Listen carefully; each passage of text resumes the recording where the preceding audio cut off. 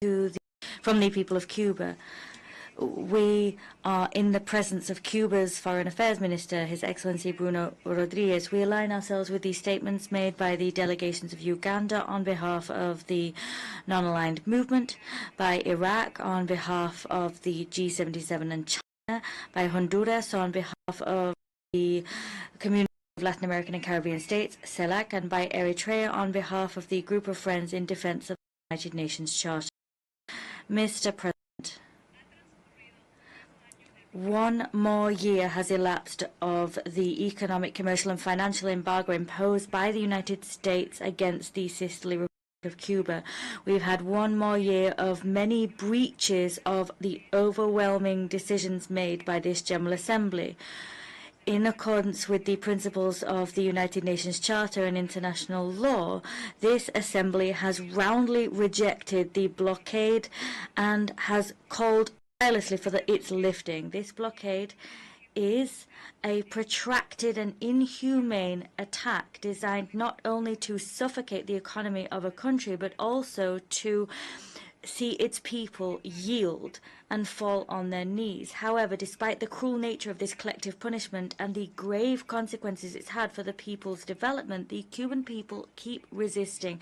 They face deprivation that no nation deserves to withstand, and this in the midst of the 21st century. Consequently, Bolivia condemns in the very strongest terms this unjustifiable policy, a policy which is a mass, flagrant and systematic violation of human rights, the most basic human rights that should be enjoyed by a people. Myriad bodies and experts view this embargo as an act of economic war aimed towards a genocide because it affects all productive sectors of the country's economy, such as construction, tourism, transport, civil air engineering, the industry, etc.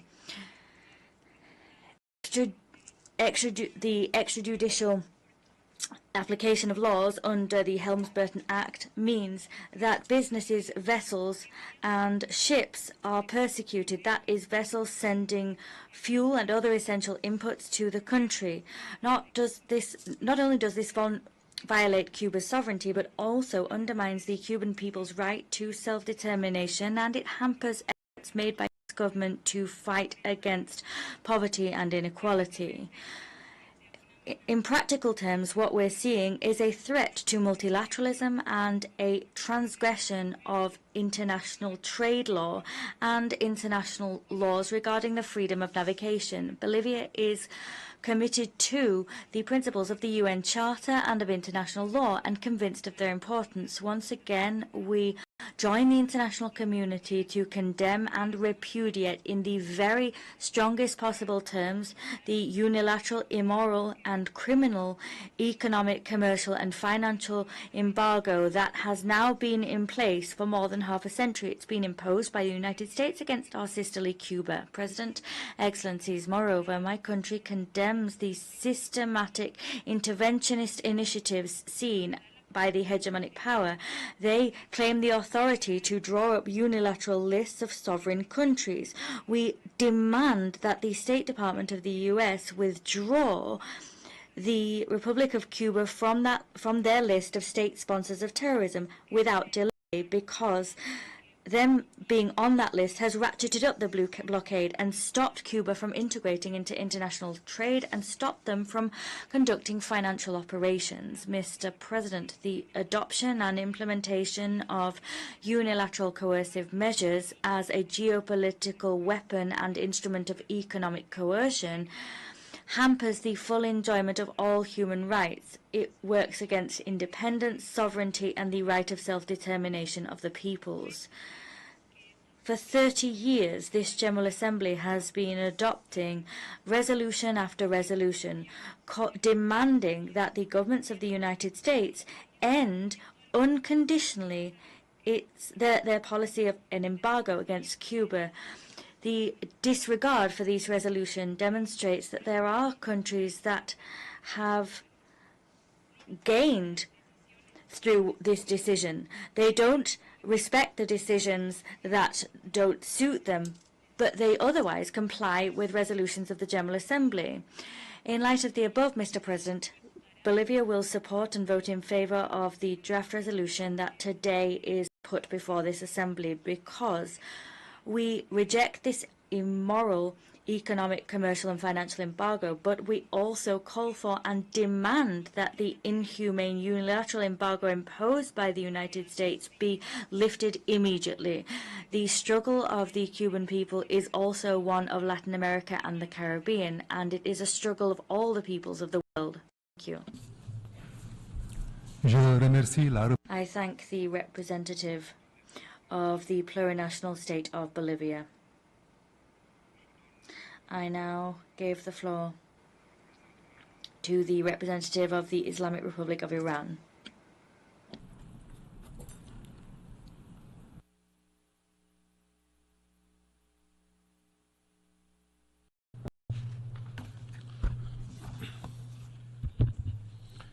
In the name of God, the compassionate and merciful, Mr. President, we gathered today to demonstrate our determination confronting one of the most persistent and pressing challenges to international peace and security.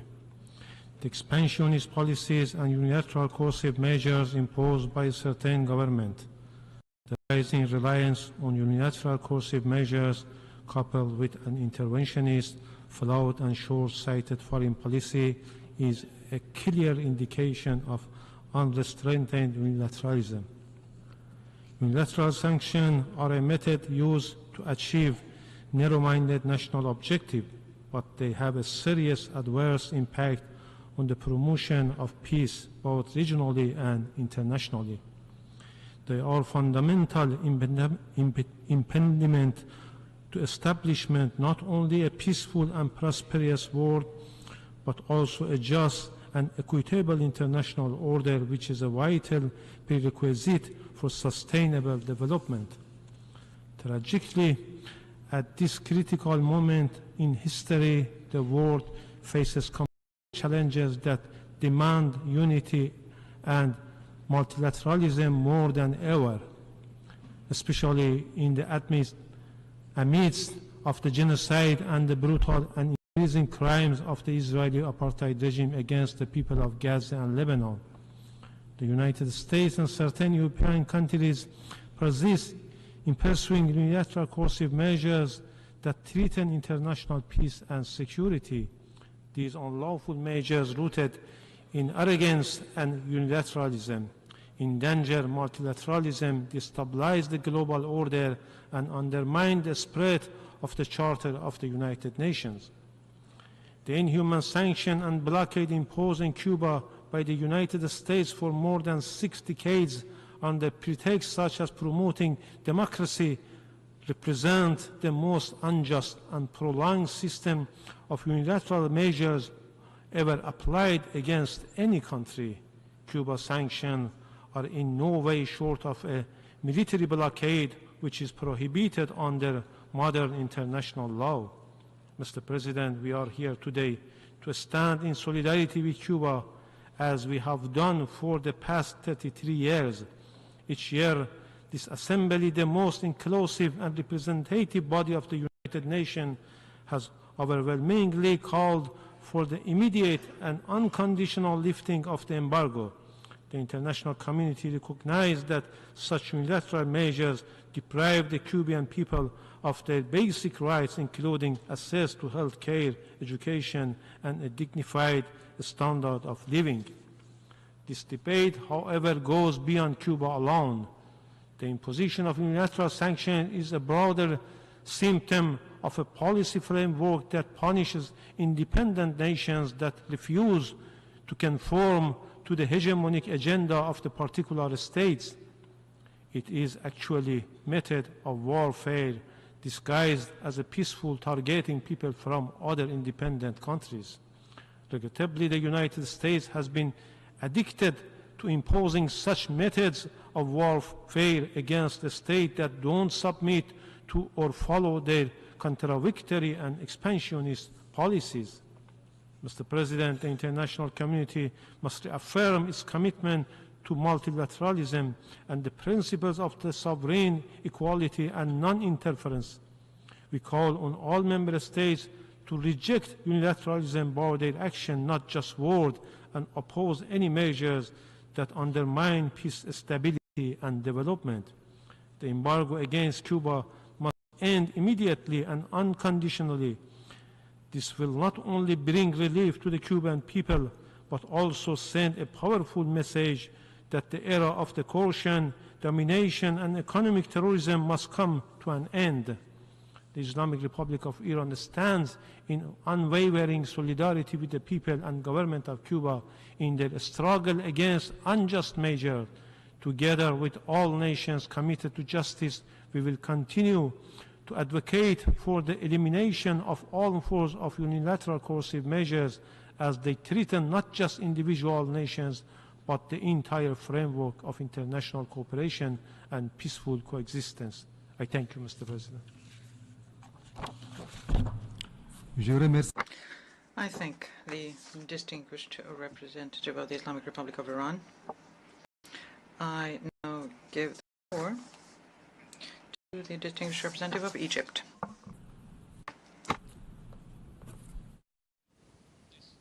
We're listening to the first few statements of the second day of the debate at the UN General Assembly as countries continue to express their condemnation of the U.S. blockade. We'll be right back with other statements in a few minutes.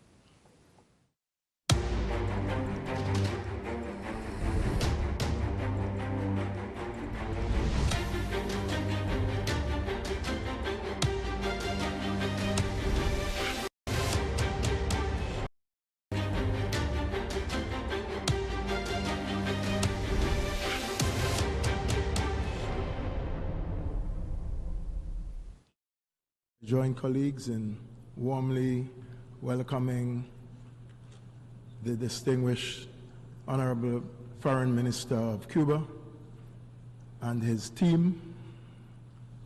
Mr. President, I underline the statement of Antigua and Barbuda with that presented by Iraq on behalf of the Group of 77 and China, on Uganda on behalf of the Non-Aligned Movement, NAM, Costa Rica on behalf of CELAC, and Grenada on behalf of the Caribbean community. Mr. President, it has been 62 years since the United States, a close friend of Antigua and Barbuda, instituted its blockade and embargo against Cuba.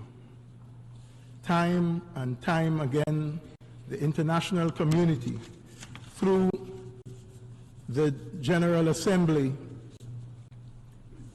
and my Caribbean community, in its several institutions, have long called upon the United States of America to lift the trade embargo on Cuba and allow its citizens to benefit from their fair share of globalization and sustainable development. This unjust blockade of more than 6 decades, Mr. President, has caused untold stress to the people of Cuba and brought about much distress to many families and individuals within her shores. Mr. President, Antigua and Barbuda joins the many voices already echoed here in this hall for Cuba to be removed from the list of state sponsors of terrorism. We too find this unfair and unjust. Antigua and Barbuda supports the 5 special procedure mandate holders of the United Nations Human Rights Council who expressed that countries designated as a state sponsor of terrorism is neither clear nor transparent. We therefore call on the United States to lift the blockade and remove Cuba from the list of state sponsors of terrorism, and to fully comply with all of her international human rights obligations, including extraterritorial obligations, and to take immediate action to end the blockade against Cuba and remove her from the list of the State Department on state sponsor of terrorism. It is time, Mr. President, it is time to turn a new page of peace, cooperation, and understanding. The economic, financial, and commercial siege applied against Cuba is the main obstacle to the sustainable development of Cuba. The continued application of the embargo also threatens Cuba's full implementation of the Sustainable Development Goals, the 2030 Agenda, as well as the recently adopted Antigua and Barbuda Agenda for SIDS, Abbas, and other international negotiated agreements that we have all signed on to. The international community's call for leaving no one behind must be applied to Cuba, and to fulfill this promise we have made to the global community. Antigua and Barbuda once again calls for an end to the embargo. Mr. President, my country looks forward to the day when we can expand trade with Cuba and build upon the generosity that the Cuban government and people exhibits in providing technical assistance across several areas to Antigua and Barbuda and Caribbean countries, areas such as health, culture, environment, energy, and so on. Mr. President, Antigua and Barbuda again expressed, as we have done in numerous United Nations General Assembly statements, that we are yet again calling for both our friends and partners, the United States of America and Cuba, to come together around the table of diplomacy to discuss peacefully an end to the differences and forge a new relationship based on mutual respect and shared responsibilities.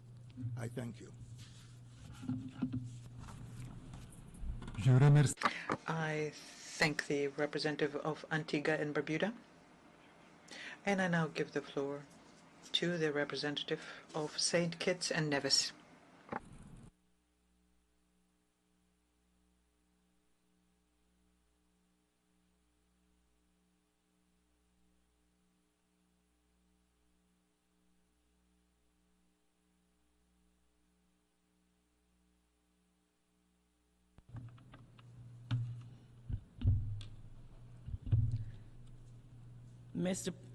Mr. President, St. Kitts and Nevis aligns itself with the statements that have been delivered by Grenada on behalf of the Caribbean community, CARICOM, by Honduras on behalf of CELAC, by Uganda on behalf of NAM, and by Iraq on behalf of the Group of 77 and China.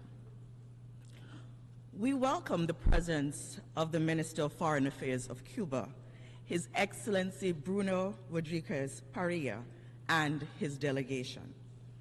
Mr. President, we have gathered in these halls of the General Assembly annually for over 3 decades to adopt with overwhelming majority the resolution titled Necessity of Ending the Economic, Commercial, and Financial Embargo imposed by the United States of America against Cuba.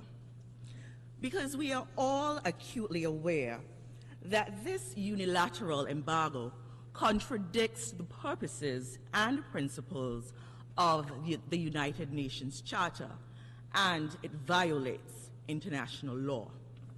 This outdated embargo that continues to be imposed against Cuba by the government of the United States of America for more than 6 decades, regrettably, remains the biggest impediment to Cuba's normal economic growth and development and modernization.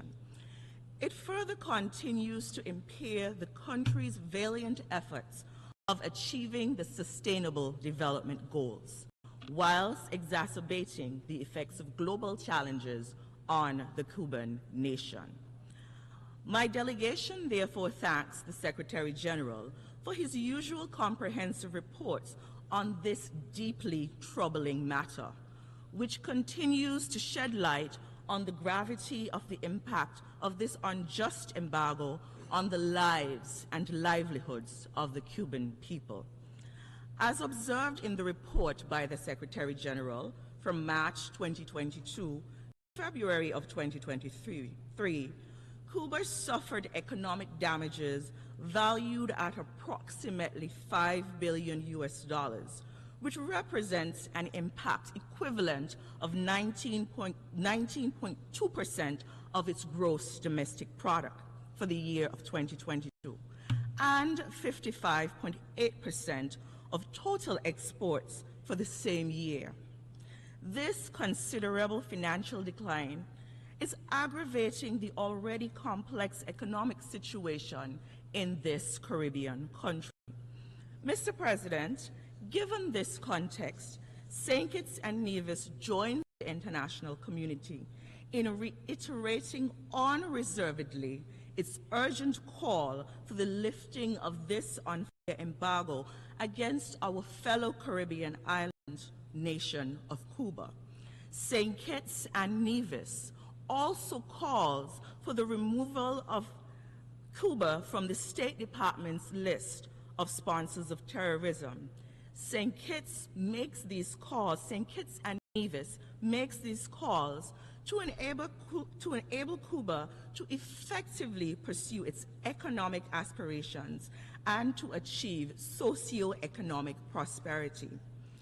As posited by our esteemed Prime Minister, who is a Cuban-trained doctor, the Honorable Dr. Terence Drew, in his UN General Assembly address last month, this embargo the embargo has isolated Cuba for decades. It's illegal, and it continues to be a stain on our collective consciences. Instead of denigrating this island, we should elevate and learn from its sustainable solutions that have empowered their people and, in turn, the region. Mr. President, despite the many hardships experienced by Cuba as a consequence of the embargo, Cuba has remained a steadfast ally of St. Kitts and Nevis, supporting our human capacity development agenda through the provision of annual university scholarships for our nationals. And I would have noted that the Prime Minister of St. Kitts and Nevis is a Cuban-trained medical physician, especially the assistance provided in the areas of medicine. The assistance from Cuba has assisted St. Kitts and Nevis in buttressing the healthcare services of our country through its continued deployment of highly qualified and committed medical brigade specialists. We acknowledge with immense gratitude our enduring bonds of friendship and cooperation with the Cuban nation.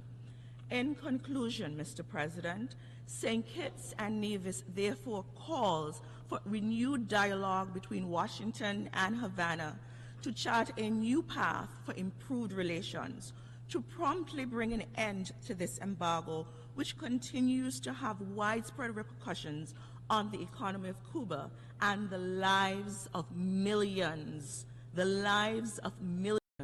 who call Cuba home. St. Kitts and Nevis reaffirms its unwavering solidarity with Cuba on this matter and strongly condemns the continued imposition of this embargo. St. Kitts and Nevis will vote in favor of this resolution and will continue to do so until the day this embargo is repealed. I thank you. I thank the representative of St. Kitts and Nevis. I now give the floor to the representative of the Solomon Islands. Mr. President.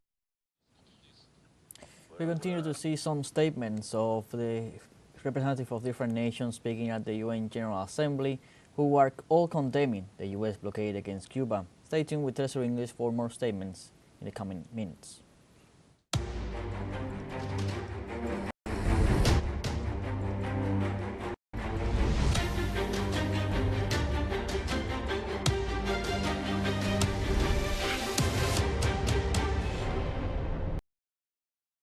You have the floor. Señor Presidente, Mr. President, distinguished permanent representatives, distinguished delegates, for 5 consecutive days, from Friday, October 18th to Wednesday, October 23rd, Cuban families had no electricity but for a few hours. They were anxious about the possibility that their food would be spoiled. They knew that it would not be possible, or it would be very costly, to replace that food. Many Cuban families lacked running water. Hospitals worked under emergency conditions, and schools and universities suspended their classes. Businesses interrupted their activity. The largest businesses only maintained those vital activities. The economy stopped during the blackout caused by Hurricane Oscar, and that began on October 20. The Hurricane Oscar had a devastating impact on the province of Holguin. The hardest hit was Guantanamo, where a U.S. naval base is currently hijacking our territory. Despite the unflinching and effective efforts of the internationally recognized civil defense of Cuba, 8 people died during the hurricane, including a 5-year-old girl. 2 people went missing. The municipalities of Imias, San Antonio del Sur, Maicí, and Baracoa suffered grave damage. Satellite photos showed a country with all its lights off, and moreover a country beset by heavy rainfall and strong winds. It was impressive to note the calm, understanding, confidence, and the conscientious way in which an entire people mobilized. They offered their solidarity to neighbors and vulnerable citizens, and did so together with 52,000 self-sacrificing and heroic electrical workers. They were far from their families and worked tirelessly to pull off a true feat. They did so together with our party, our government, the Revolutionary Armed Forces, the Ministry of the Interior, and the Cuba's bodies of people's power. The primary cause of the national power system failure was the lack of fuel. That affected power generation and sowed instability. And that was all connected to the precarious conditions of our power plants. All of the above is a direct consequence of the extreme economic warfare being led through measures applied by the U.S. government since 2019. These measures of economic warfare were designed in particular to prevent the supplies of fuel and spare parts and components required to guarantee the technical maintenance of our power plants and electric grid. They were also designed to hinder investments and our access to financing. We have overcome our most acute power emergency. But for the Cuban people, normality includes long-lasting and frequent blackouts that affect the homes of individuals and fundamental services. Power generation in our country largely depends on imported fuel. However, it is well known that the US government has continued to implement a policy of maximum pressure. It has done so in violation of international law. That maximum pressure policy is aimed at depriving Cuba of fuel supplies from third countries, and it is applied through sanctions visited upon manufacturers and suppliers, as well as forwarders, brokers, and insurers. In only 1 year, the former Republican government imposed sanctions on 53 vessels and 27 companies in relation to shipments heading for Cuba. The damage done to the Cuban economy during 18 years of the blockade amounts to $252 million. That money that our country loses or fails to receive would be sufficient to guarantee the maintenance of our thermoelectric power stations. It would be enough to purchase the spare parts that would make it possible to ensure the smooth functioning of our power plants and to avoid power outages. The cost of the damages caused by 5 months of blockade is equivalent to Cuba's annual fuel imports. These stand at approximately $2 billion. President Joseph Biden's administration tends to claim that its policy is to help and support the Cuban people. That's what he says his policy is doing. Who would believe such an assertion? We deeply appreciate the meaningful expressions of solidarity with Cuba and the Office of Cooperation we received recently from many nations and a wide range of stakeholders. Mr. President, the Cuban economy has in recent years experienced unprecedented difficulties. These have had a critical impact on the well-being of our population. Our people are suffering on a daily basis. Our government works tirelessly to find solutions to such adversity and bitter challenges. This is an unavoidable obligation and a very, very difficult one. The root causes of these situations are myriad, as they may be for any other country. The causes of our current situation are both domestic and also the consequence of international developments which exceed our national capacity for action. What makes our situation unique and extraordinary in Cuba is the deliberate determination of the United States to suffocate our national economy and to sabotage and impose insurmountable obstacles in order to prevent our growth and development. No other country in the world, not even those whose economies are far more robust than the Cuban economy, could cope with such a brutal, asymmetric, and protracted aggression without incurring considerable costs in terms of their people's living standards. The United States is looking to threaten Cuba. They're seeking to state that they will impose deprivation. With the economic blockade against Cuba, imperialism is warning the whole world that any nation daring to firmly defend its sovereignty and to build its own future will pay a price for that rebelliousness. No one could doubt the ability that the U.S. has today to deal a devastating blow to the economy of any country.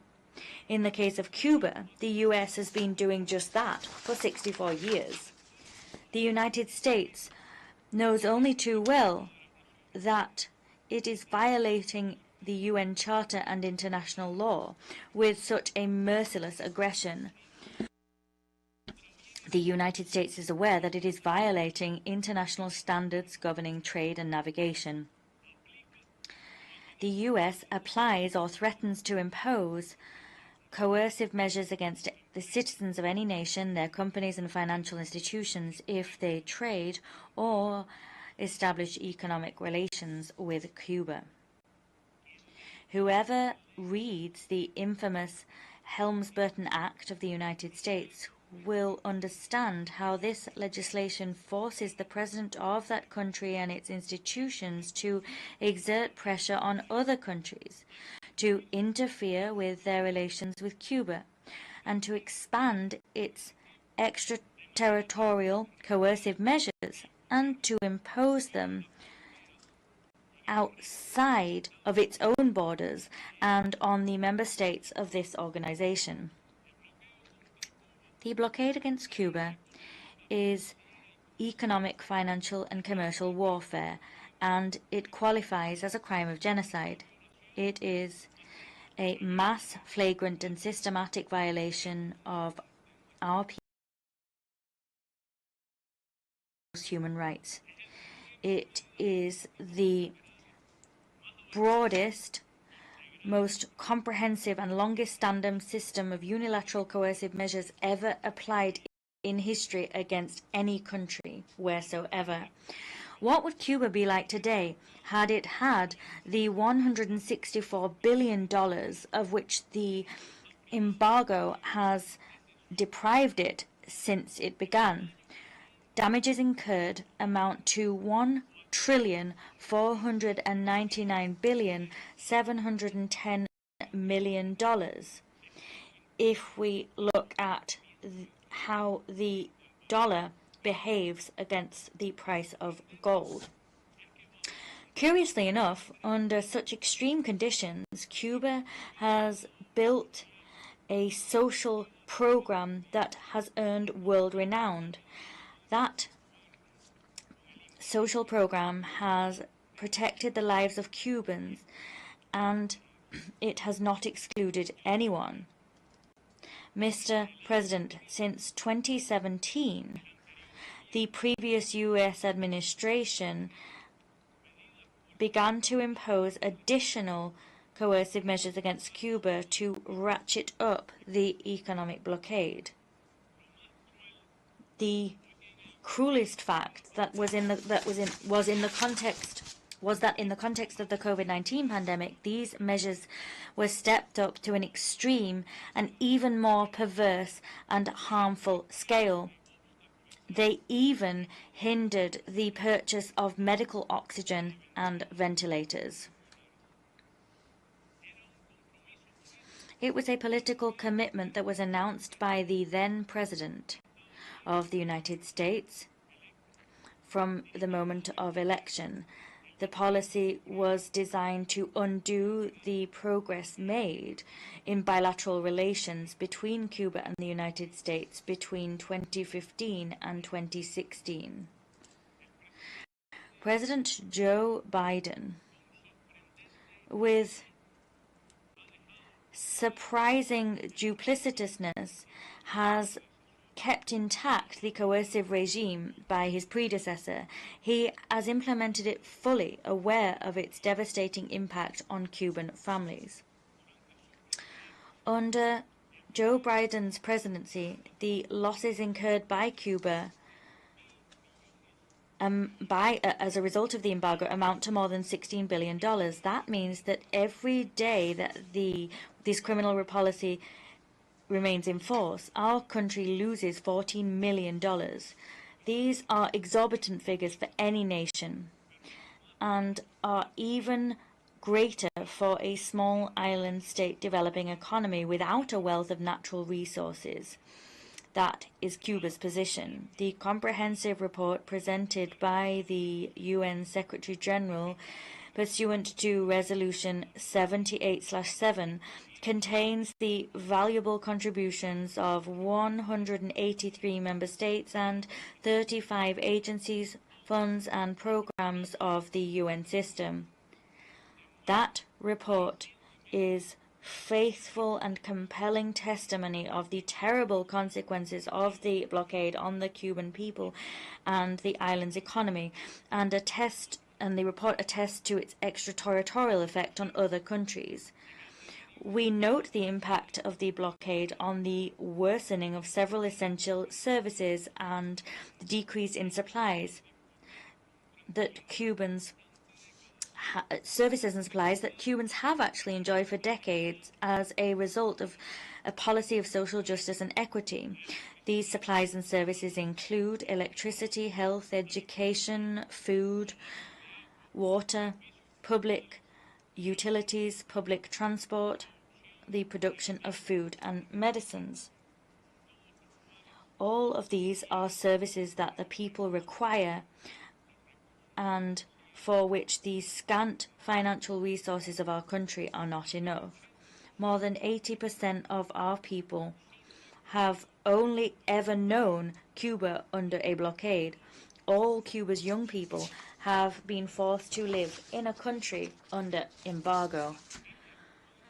Cuban families suffer the anxiety and the pain of separation artificially imposed by inhumane measures which affect all of us and which take the form, or have the consequence rather, of high rates of migration. It would be impossible not to acknowledge that the extreme tightening of the blockade is the main reason why a significant number of Cuban young people have decided to opt for either temporary or permanent ways of fulfilling their potential outside the island, and that has a searing impact on their families and their Cuban homeland.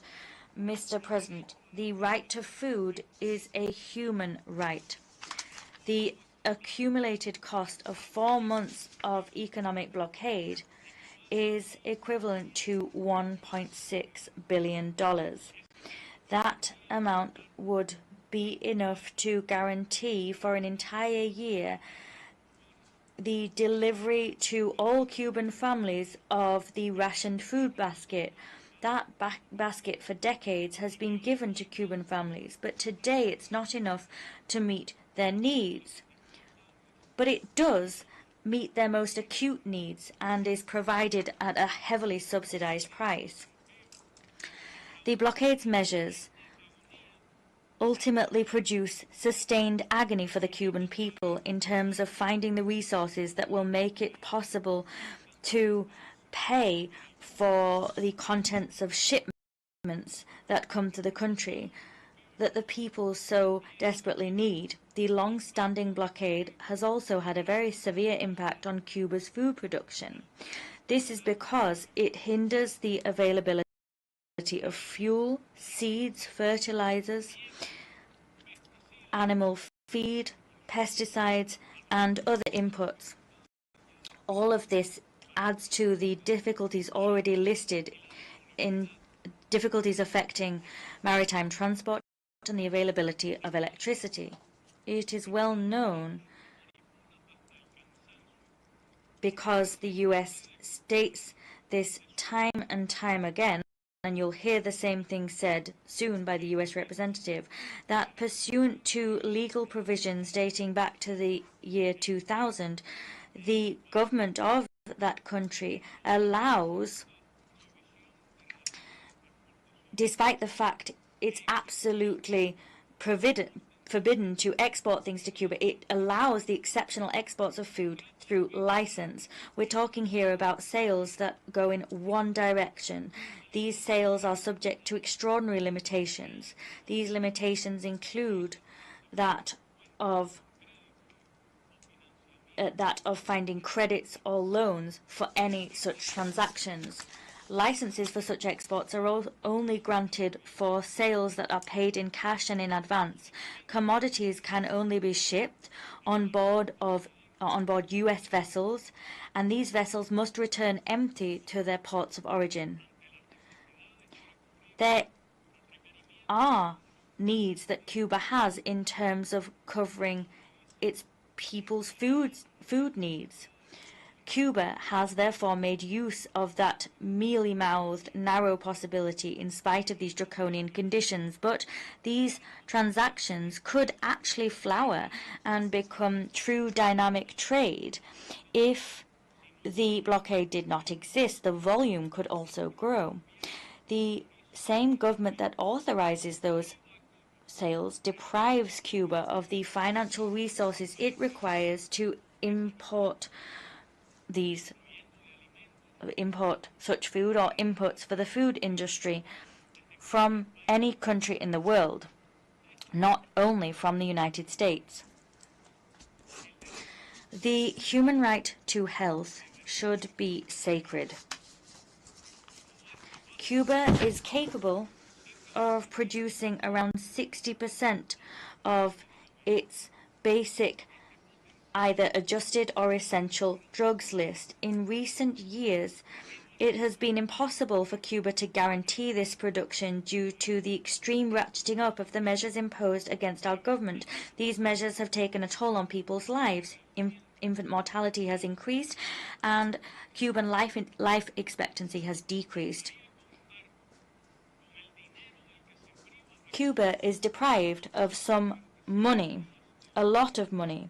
Indeed, we would need the money we lose during 25 days of blockade alone to guarantee the manufacturing and availability of antibiotics, painkillers, hypertensive drugs, and many other essential medicines required for our sick people. These include boys, girls, older persons, and pregnant women. With $12 million, Cuba could buy the insulin necessary to treat all of our diabetic patients. The losses incurred by the blockade within a single day exceed that amount. The damages caused by 9 days of blockade are equivalent to the $129 million necessary to import the expendable medical supplies used by our country every year. These supplies include cotton, syringes, catheters, needles, and sutures, among other inputs. And these supplies also include all of the reagents required by the national health system. 15 minutes of blockade, less time than this speech, that is, are equivalent to $144,000 in losses to Cuba. That is money that we require to buy the implants required by our hearing-impaired children and teenagers. It is still impossible to access the medical equipment, therapies, and medicines best suited to our needs from U.S. companies. We have to acquire this equipment at exorbitant prices through brokers, or we have to replace or substitute these supplies with generics that are not as effective, even to treat the newborns and sick children. The U.S. government is perfectly well aware of the direct and indirect impact that its policy has on the Cuban health system. It is only too well aware of the suffering and the anguish it causes, as well as its consequences in terms of incomplete treatments, delayed treatments, postponed surgeries, and scant medical inputs. It cannot conceal the fact that its goal is quite clearly to visit harm upon the Cuban population. It is fully aware of that fact. Mr. President, no government should pursue as a policy a quest to impoverish and deprive other nations, causing shortages. Far less is it appropriate to do so in a small neighboring country that has not enforced any measure against the country of that government. It is a collective punishment prohibited by international law and international humanitarian law. Among the measures designed to ratchet up the blockade that have been applied in recent years, we'd like to point out, because it is so slanderous and because it causes such huge economic damage directly and indirectly, the measure I'd like to point out is the U.S. decision to include Cuba in a list issued by its State Department that arbitrarily designates countries as sponsors of terrorism. In stark contrast, the U.S. government continues to tolerate and show indifference to individuals and groups that organize, finance, and execute from the territory of that country, the United States of America, violent and terrorist acts against Cuba.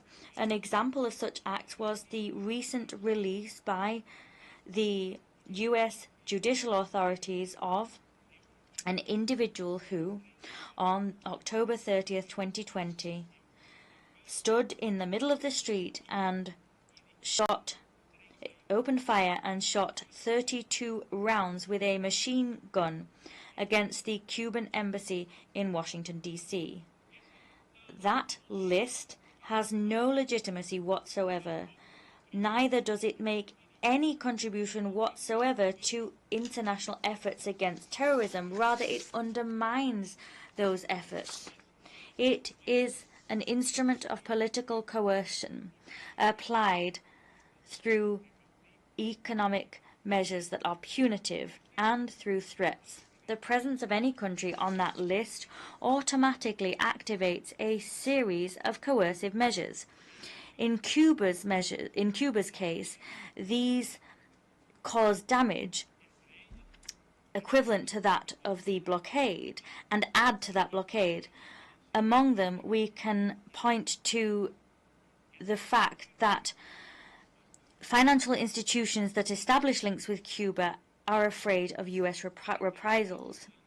Since the beginning of President Biden's term, 1,064 foreign banks have reportedly refused to offer their services to Cuban entities out of fear of U.S. fines.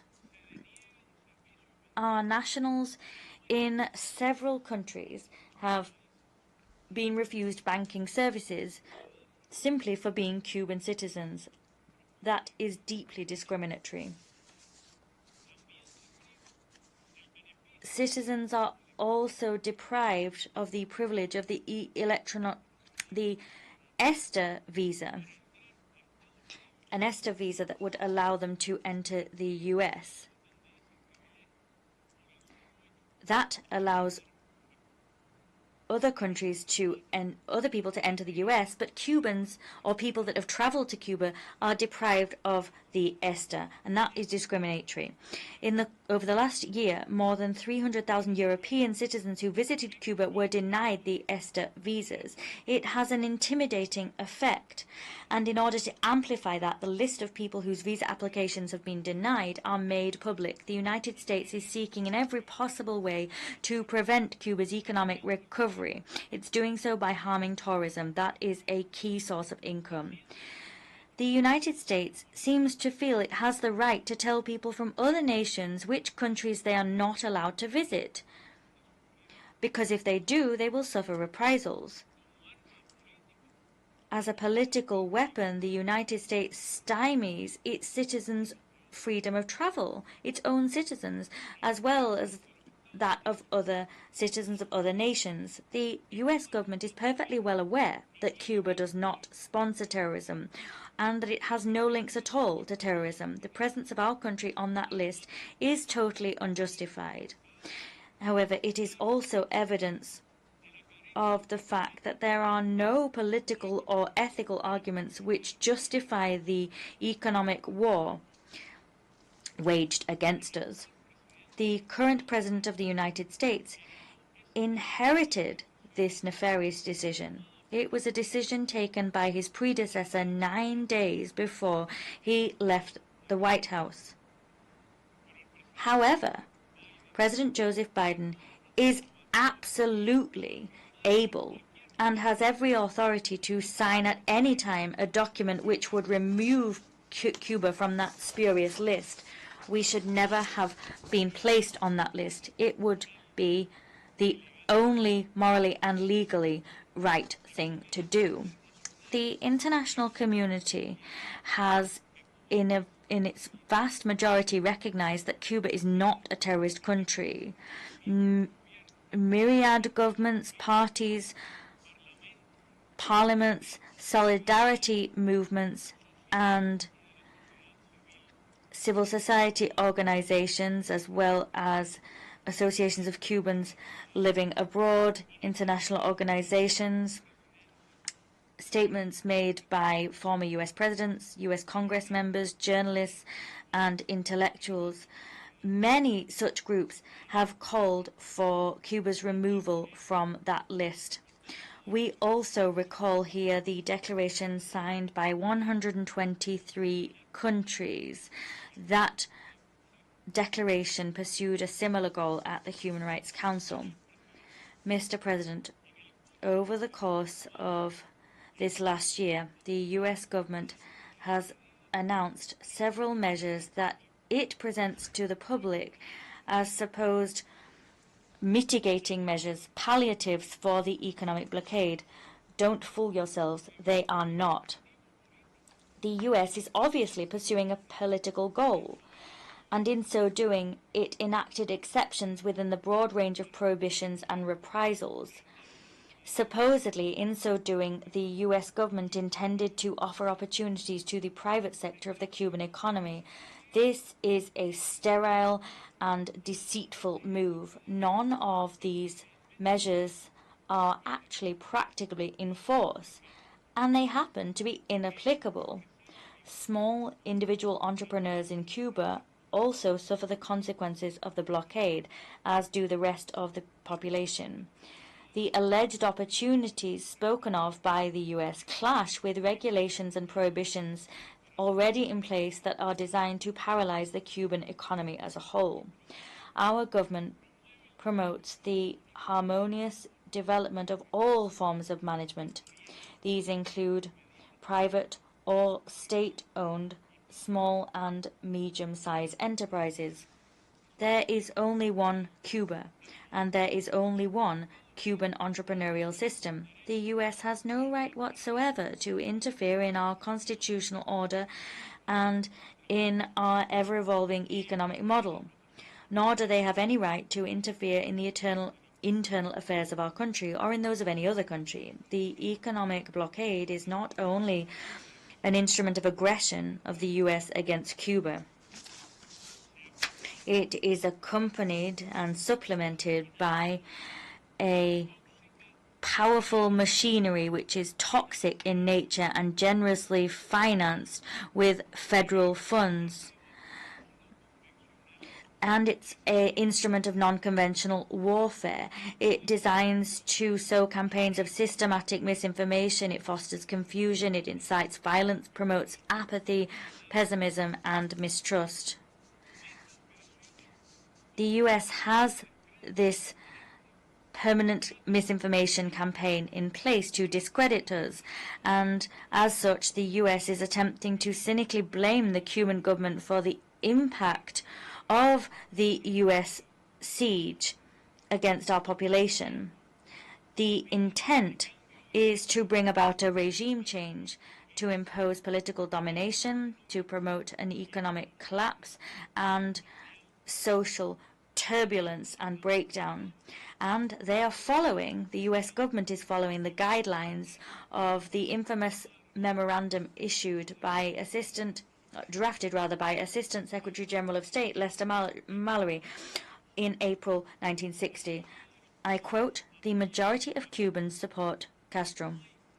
There is no effective political opposition. The only reliable way of alienating internal support is through disenchantment and disaffection based on economic dissatisfaction and hardship. We must rapidly adopt all possible measures to weaken Cuba's economic life.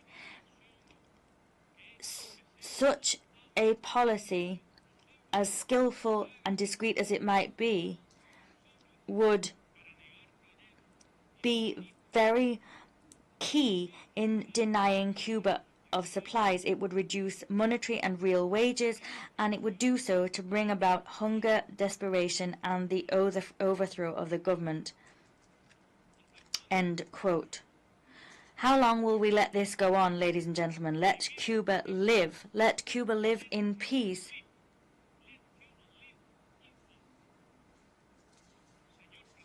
Mr. President, in a few days, there will be presidential elections in the United States.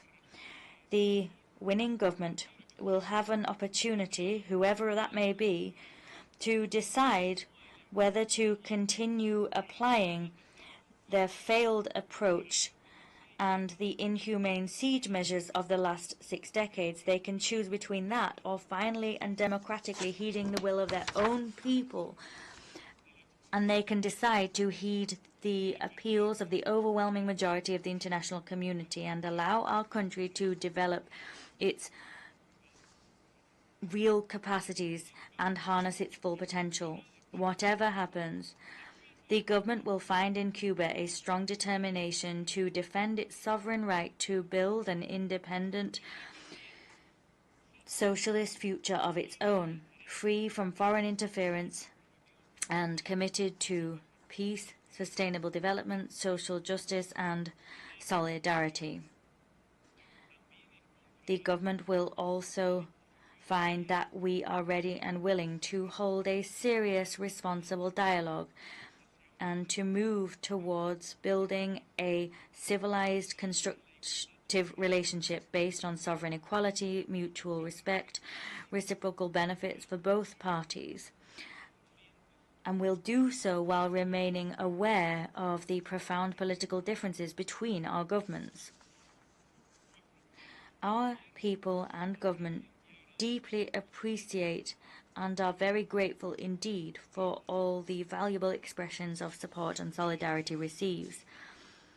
The condemnation of the blockade was one of the most frequently mentioned issues during the recently held high-level segment of the UN General Assembly. Not one country spoke in favor of the criminal policy that has been imposed against Cuba. They exclaimed, "Cuba is not alone." This exclamation is also one heard increasingly within the United States, even among Cubans who live here and their descendants. Cuba is not alone. Mr. President, distinguished permanent representatives, distinguished delegates, since 1992, this Assembly has called unequivocally for an end to the blockade.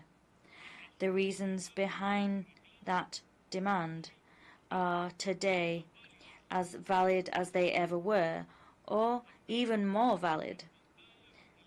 Soon, the electronic screen of this room will be turned on once more, and you, on behalf of your respective nations, will record once more your position regarding the blockade against Cuba. With your votes in favor, you will reaffirm the right of our people and of all peoples to defend their independence, sovereignty, and self-determination without interference and foreign intervention. When you press the green button on your tables, you will be confirming, as you have done on 31 occasions previously, that the blockade against Cuba is a flagrant violation of the UN Charter and of international law, and that it should cease. Support for our resolution will send out a firm message. It will issue a respectful clarion call to the current and future President of the United States to make use of their executive power to repair the grave injustice being committed against our people. What that resolution demands from the United States is not in any way that concessions be made to Cuba. It does not ask for an act of generosity, nor does it ask for preferential treatment. It simply calls for the cessation of abuse and injustice. Cuba has the right to live without a blockade. The Cubans are telling President Biden, drop the blockade. Colossal challenges do not frighten us. As Commander-in-Chief Fidel Castro Ruiz said, and I quote, "We will continue to endure the consequences of the blockade, a blockade which will one day be defeated by the dignity of the Cuban people, by the solidarity of peoples, and the almost total opposition of the world's governments, as well as the growing rejection of the American people." End quote. Your support for this resolution will also be an act of fairly recognizing the heroic resistance of the noble, proud, and brotherly Cuban people. On their behalf, I respectfully ask you to vote in favor of draft resolution L6 entitled "Necessity of Ending the Economic, Commercial, and Financial Blockade Imposed by the United States of America against Cuba." Thank you.